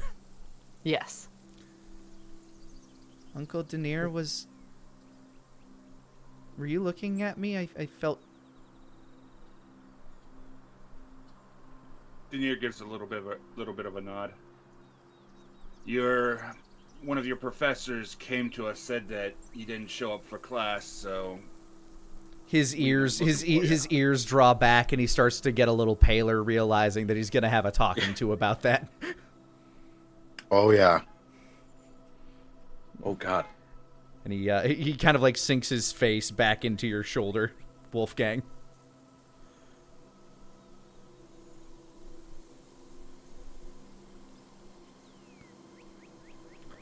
But it's a good thing that we did, because your papa was able to get there just in time.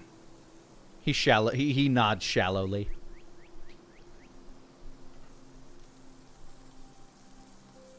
You could have gotten seriously hurt, kiddo.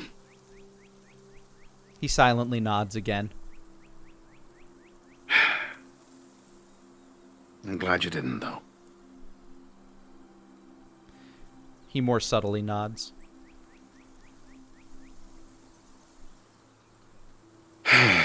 Well,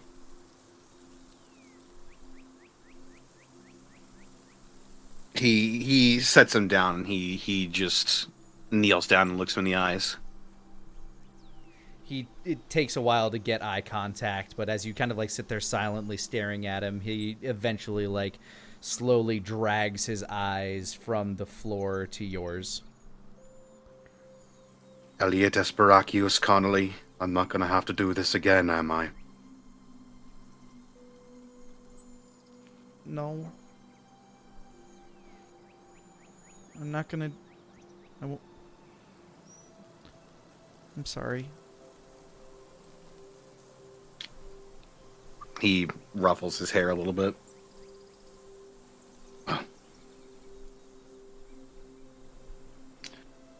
Then I'll leave the rest of the talking to your teacher. And I'll just be glad I still got my boy with me. Gives you a small smile, still knowing that, like, he has that full look on his face that he knows he screwed up. But he's happy that you aren't immediately dressing him down. And is still kind of reflecting on all of these events. There's no small amount of trauma that he's currently coping with. For now, I think we're going to go home and try and rest this off. He nods. Can we ride back on your bike? Sure, pup. He kind of gives like a small smile to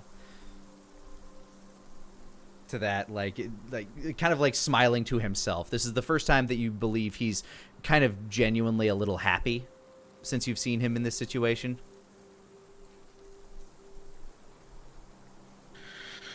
All right, everyone. I think we're going to go on, head back home. Denier's going to offer the Wolfgang's mutton back over towards him. I managed to grab this before I left. Lunch. Well, you can share this. Thanks, Denier. Thank you.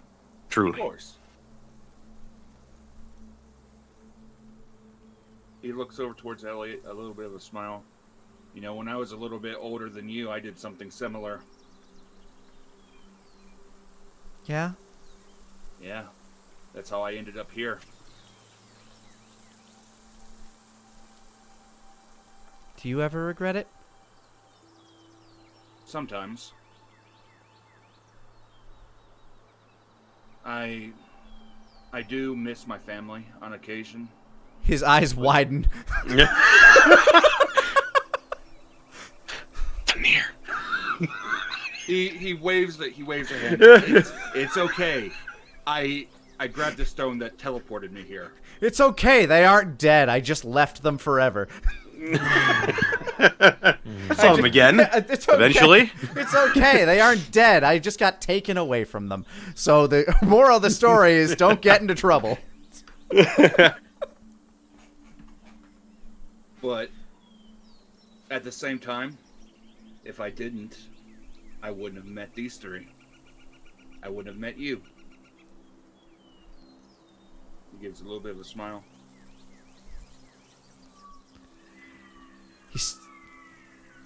One sec. Yeah, as a child, he's still not entirely sure how to take that whole message, but he smiles back. He gives you kind of like a shallow smile back. Roll a comprehension check. Even though he's gotten better with his persuasion, he still has poor social skills. You never managed to quite get the same grasp with the young ones that old Lex had. Yeah. Something about being tormented with nightmares every single night of your developing years.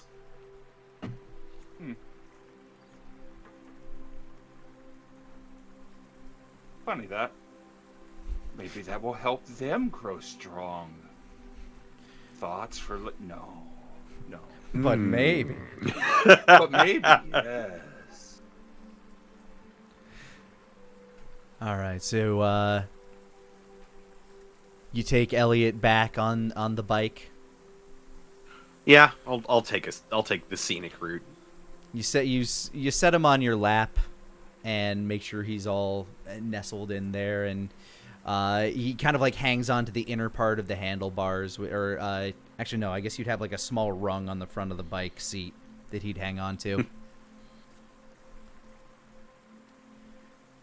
And when you get to the like open stretch of land between here and Silver Rock, you really let that engine roar, and you get a little like happy little kind of like squee scream out of him as the wind just kind of like blows through your hair, and you take your son back to the city. Everybody else, how's your day in the forest going? As was just. Oh God. He's got like the weird newborn leg, like just because I'm assuming fatigue it's gotta really hurt. It doesn't hurt so much as it just makes you feel very tired. Like you just kind of feel sluggish, like you just woke up at let's say you only got like half the amount of sleep you need. You woke up and there's no coffee. Oh, woof. Oh man, I need coffee.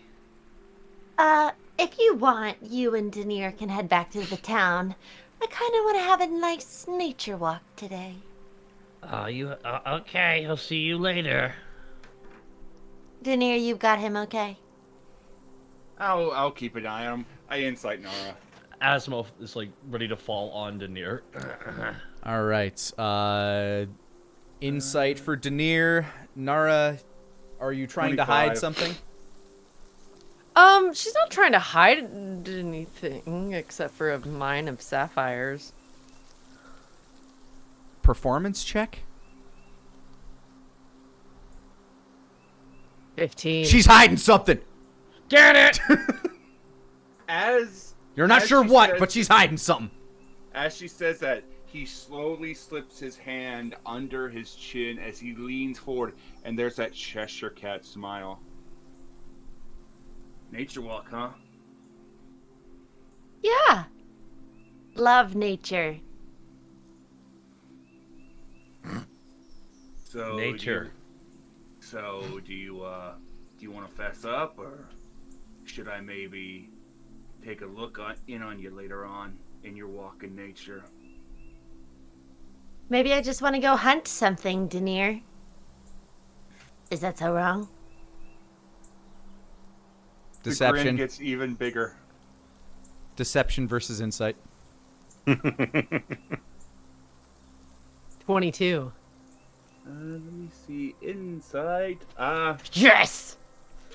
She has a bloodlust, Denier. What are you gonna do? That grin gets even bigger for just a few moments.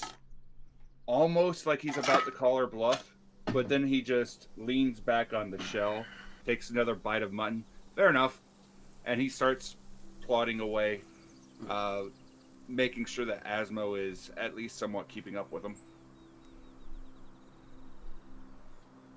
And Asmo and Denier.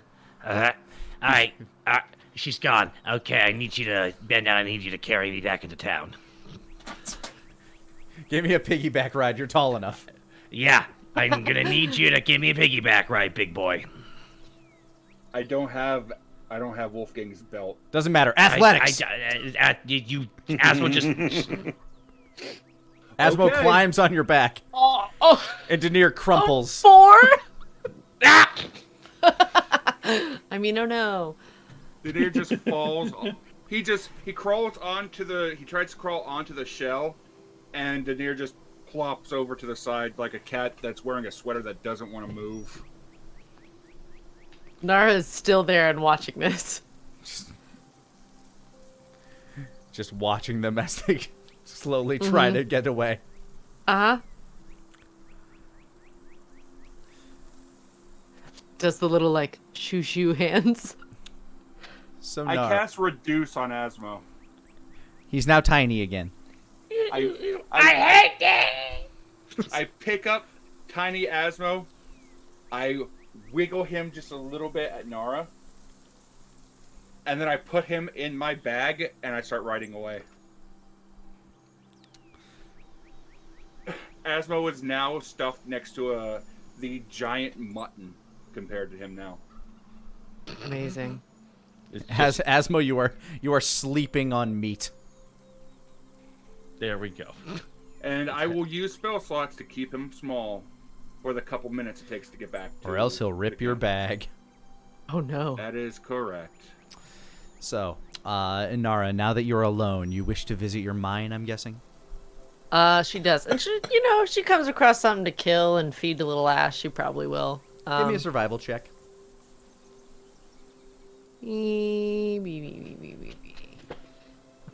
Not one on both sides. That is unfortunate. It's super unfortunate. You actually feel kind of embarrassed for a moment. Like you come across like a rabbit and you're like, oh, that'll be a nice little treat if he'll shrink himself down. And you manage to startle the thing, and it bolts off. And while it runs off, you throw Tango Muerte, and it's just not listening to you. And it's just that rabbit gets away. The blade did not want to kill the bunny. What is this? You should be all about this. Fine. No snack for little ass, because you don't want things to die. I thought you wanted things to die. Wasn't that your whole thing? Whatever. She'll go check on the sapphire mines instead. How much, like, secret dollars has she made in selling sapphires? If you've been selling them as well as just kind of parading them around and wearing them, the real issue for you has been the mining of them. And how would you go about trying to sell them? Would you sell them unpolished, uncut? More than likely, she would work with the Duergar, since she already has kind of a relationship with them. And her friend that she really talked up about the mines before, I cannot remember his name for the life of me. But there was one Duergar that was really excited telling her about all of the mines and where she could find things. The stone singer guy. Yeah, the stone singer. Yes, the stone singer. So she would probably work with him. His name was Lauda. Louda. Yeah. Lauda. Louda. Loda. Yeah, there we go. But would probably be working with him and like basically letting the Duergar have a cut of the sales. And so that way it wouldn't seem strange that they're selling sapphires and she just happens to come across a lot of it. The stone singer himself doesn't really have much by way of, like, he doesn't really care so much about the crafting of the materials, but he absolutely loved the raw chunk of sapphire that you brought him. There would probably be some gem workers down there that you could work with. Go ahead and give me a persuasion check.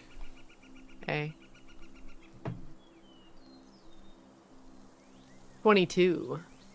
They seem very agreeable to, taking gems that you bring and carving them and giving you half of what you bring, and they would sell the other half, but they would not sell them for you or buy them from you. But they would gladly they would give you half of the gems that you bring for them to cut. That is their service fee. I see. They would cut the gems for you for half of the gems that you bring. They keep half the gems. But they will not sell them for you. So you'd need to find a fence for them yourself. Okay. So that's why she has so much jewelry, but she would find places to sell it here and there. Yeah, more so like you'd be able to get them to like also make you jewelry and stuff like that for a small fee from various metals, or people in Silver Rock would also be able to make you things like that. You have jewel crafters in town there who would also be willing to buy sapphires from you. That said, as you have been keeping this mine a secret and mining them on your own, and you are not somebody that is exactly proficient in mining, it does take you a while to get gems of the proper size, because you do have to dig through stone to find the veins. True. I'm just imagining Nara pretty much being V from V for Vendetta. Kind of. Just like, yeah. Slowly carving through and trying to be like, there's Pretty Blue. Well, how are you going to solve this? I'll do it myself. That said, you have been able to keep it a secret by doing that. Yes. You transplanted a couple of bushes and moved it in front of the hole that you dug. Yep. And only you truly know the entrance, but you can't guarantee that you're the only one that's ever found it. Okay. And based on what I have sold, how much do you suspect she would have made in this slow process? Let's see.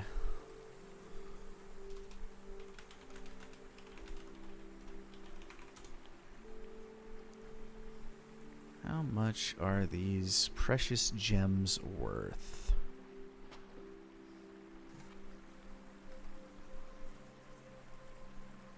You've probably made about 2,500 gold from the sapphires that you were able to produce over 4 years. Nice. 2,500 in profit, that is. Yes.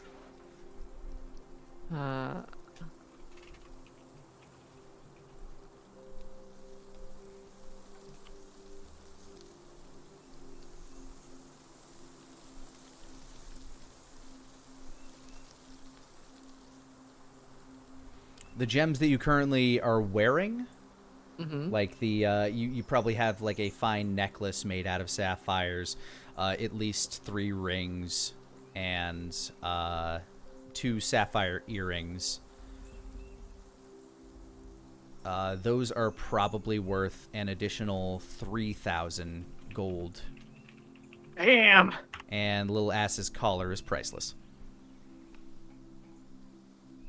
but it's probably worth about 1,000 gold. Should you ever decide to pawn these things. Yeah. Just for reference.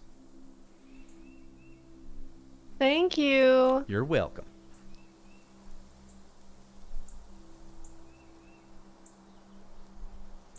But you would stop by to visit your mine. Anything in particular you'd wish to do there? Check to see if anyone has been there. Probably try and make a teensy bit of progress, but not be gone too long. Well, the pick that you stole from that drunkard is still there, and that's the pick that you've been using to dig. Nice. Go ahead and give me a investigation check to see if anybody has been messing with your shit. Oh, 5. Doesn't seem like it. Great. I mean, everything's still in place, and all of the rock walls still look very rocky. Okay. And it doesn't seem to be a different shape than you left it. Great. All right. I guess that's it. And she will probably try and hunt one more time, just because that was really embarrassing for a rabbit to not get caught. But get at least Lil Ass a snack on the way back. I will allow one more survival check. Come on. 16. All right. Let's see. What do you find?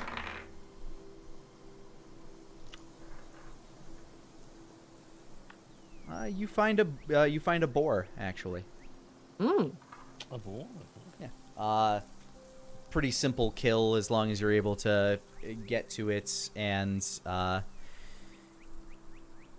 even without using Tango Muerte, any number of things from your arsenal you're able to, or even just magic in general, you're able to take the life from this pig. You make sure to get just a little bit of blood spatter on her. Just a little bit. Just you have a nice decorative splash of blood across your face and the left side of your chest. There we go. All better. Then you lower the parallax towards the pig. You see a little ass just like wagging, his tongue just kind of like sticking out, his mouth open as the pig falls into the parallax. Little ass kind of like stumbles left, stumbles right, and then leaps as he tries to catch the boar out of the air. And there it is in his jowls as he starts to shake it and rip the flesh from its body. My meat. Delicious. Wolfgang, as you arrive back home, it's mid-afternoon, encroaching on evening now. You wander into your house, and you can smell the tonight's dinner that Jamat has been stewing.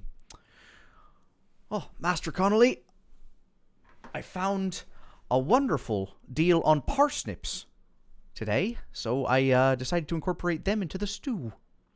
And he notices Elliot in your arms, who kind of fell asleep on the tail end of the run.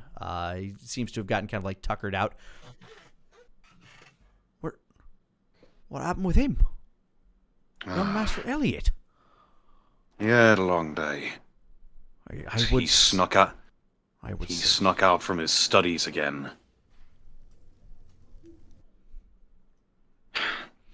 Ended up running into an ogre outside of town.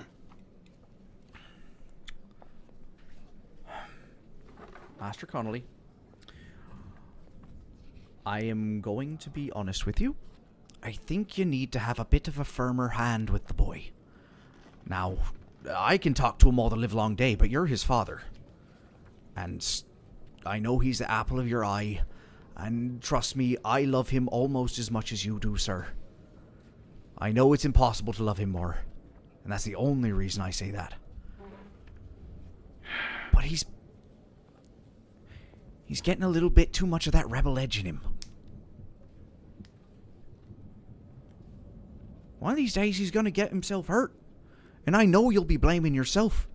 And I might too.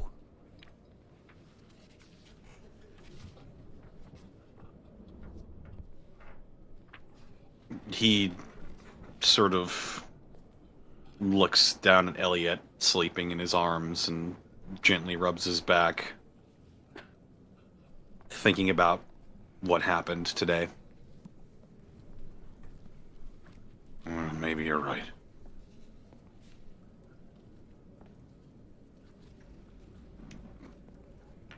For his own good. It ain't easy, sir.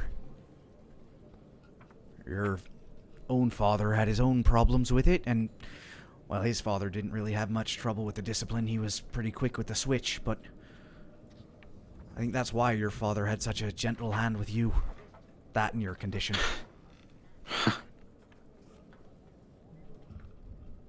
And I turned out all right. Right? He kind of casts a bit of an eye on you. Why, when you're not looking for every chance you can to put yourself in death's way? No, I'm not. I don't. He's giving you the eye. The difference is I know I can handle it. He thinks he can too, clearly.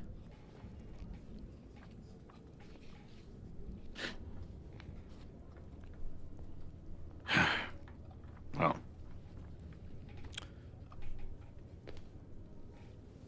Look, just, if you don't want to be too firm, just tell him if he doesn't stay in class, then you'll make me teach him. He'll hit the books that for, I'll tell you that much.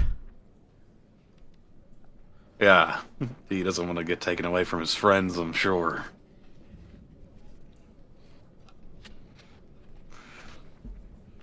Now, come on. Stew's getting cold, sir. I'll make sure to keep it warm for him, though. Thanks. As you settle down for a delicious home-cooked stew and another adventurous day behind you in the peaceful lands of Silver Rock, here's where we will end today's session.